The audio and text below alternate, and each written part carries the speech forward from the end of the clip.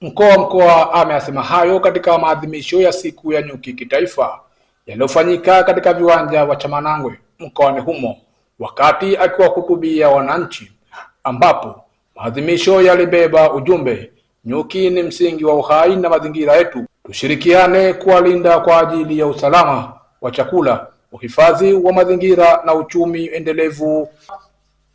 Hata hivyo, mkuu wa mkoa amezipongeza jumuiya za ufugaji nyuki na kuwahakikishia kuwa serikali ipo pamoja nao. Niendelee kuwaambia wananchi wenzangu, tuhifadhi mazingira. Tunapohifadhi mazingira, tukapanda miti, tukaacha kukata miti ovyo, basi mafanikio makubwa tunayapata.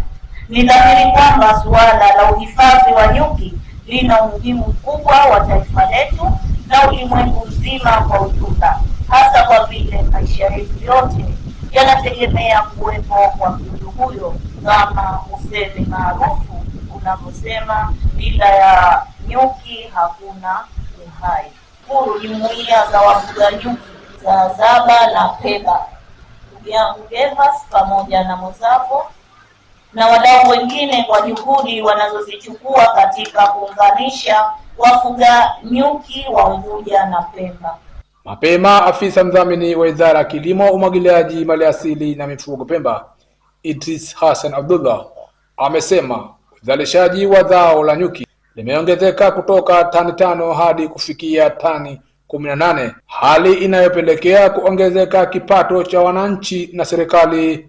Baina ya mwaka 2000 na 2023 idadi ya wafugaji nyuki iliongezeka kutoka 20 hadi kufikia 3000. Kisiwa cha Pemba kuna wafugaji 1577 na Unguja kuna 1454. Idadi hii inajumuisha vikundi na wafugaji mmoja mmoja.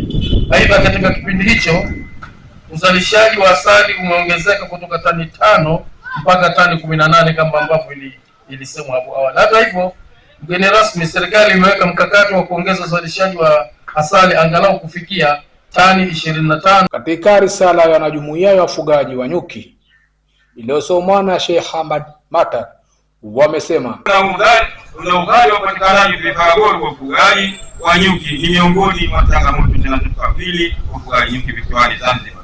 Kwa upande wa jumuiya Zaba na Pemba, tuna changamoto kutokuwa na vifaa vya ugani ambavyo ni muhimu kwa utoaji mafunzo mbalimbali na utunzaji kumbukumbu.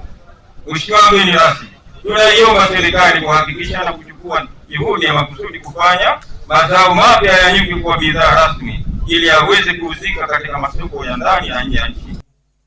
Nikiripoti kutoka kisiwani Pemba, ni mimi Maulid Hamisi.